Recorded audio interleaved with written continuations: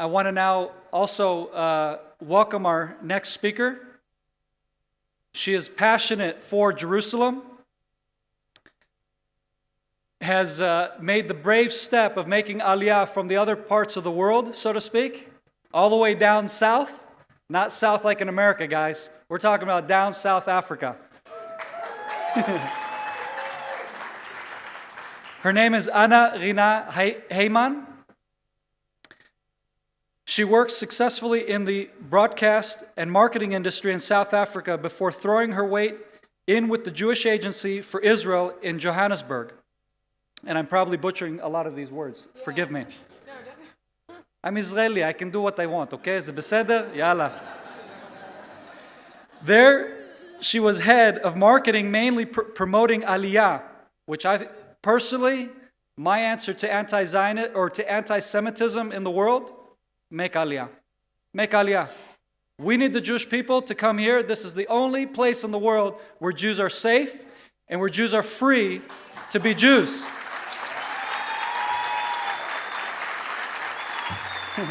So thank you, AnaRina, for your efforts in raising awareness of the Jewish community in your country and you yourself making the brave step of making Aliyah.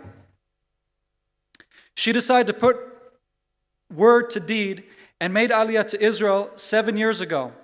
In Israel, she continued working with special projects of the Jewish Agency's Aliyah department. She joined the City of David in 2014 and started the Jerusalem Watch project. In November 2018, so we need to congratulate her on her new venture, she launched a new biblical advocacy program called Align with Zion. So please welcome our special guest, AnaRina. Thank you.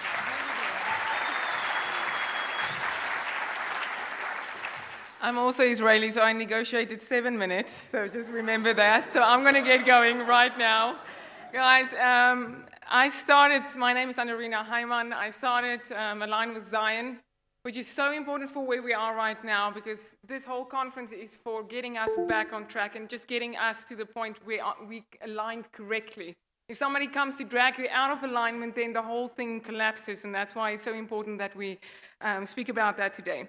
The city of David apparently was rediscovered in 1867. I do not agree with that. It was discovered in 2014. That's when I discovered it. And all of you need to discover it as well. Is there anybody has been to the city of David? Okay, no, the people that hasn't been to the city of David, gotta get there. I just want to say this because this is very important.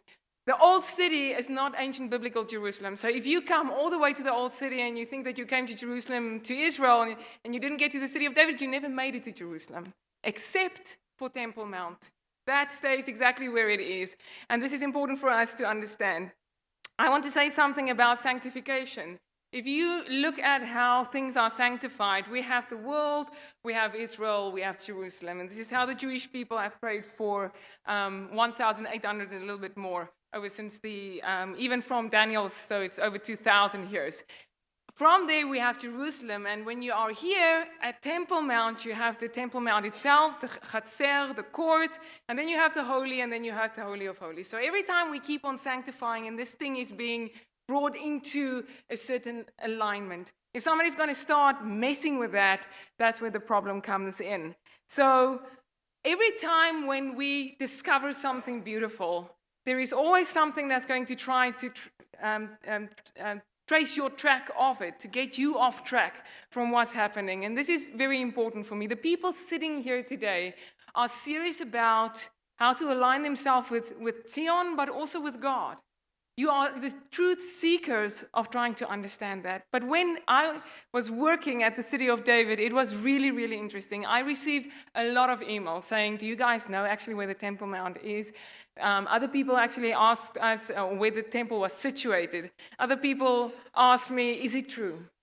And you can see the difference between the people asking you. Those who really want to know come and they say, can you send us more to understand this? And then there are people that will just tell you, listen, you guys are wrong, we know it, because somebody superimposed temple into City of David, and from there people just believed it. So that for me is very, very important, that we do not have the collateral damage.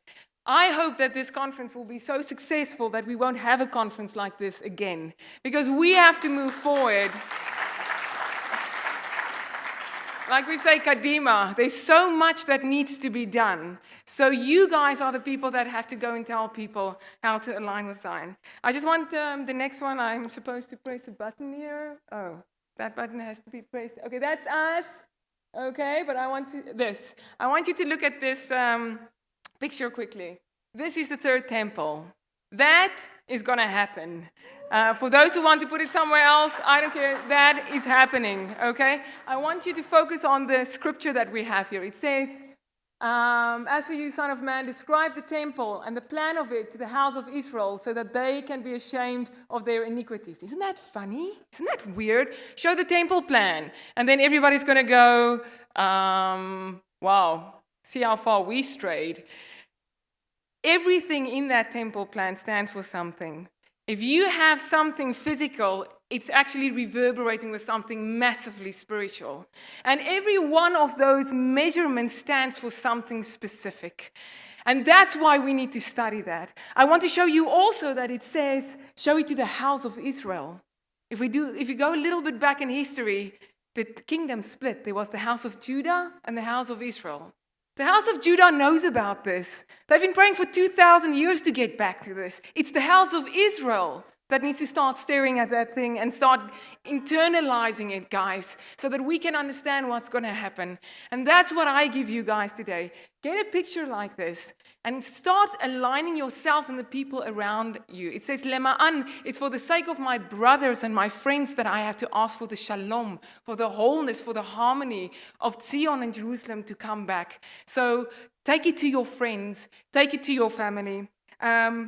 I've started something new. I've started a new tradition here, and I want to invite you guys to that. I got a very, very special scribe to write for us the word Zion on klav, how do you say, on parchment. This is on Torah parchment. And for the Jewish people, most of them living in America, we always had something that said Mizrach, east, because we had to know how to face to Jerusalem. I want you guys to get something like this in your house, to place it on the wall that faces Jerusalem, and that you can physically start aligning yourself when you pray. Know where Jerusalem is, know where the true location of Jerusalem is, but more than that, also know where Temple Mount stands much higher. Temple Mount is on top of the city of David. Temple was never inside the city of David. The person that, and I'm finishing this with this, the person that, I hear the music, the Oscar music starting. The person that placed the Temple Mount on the east side of the city of David is dragging you down.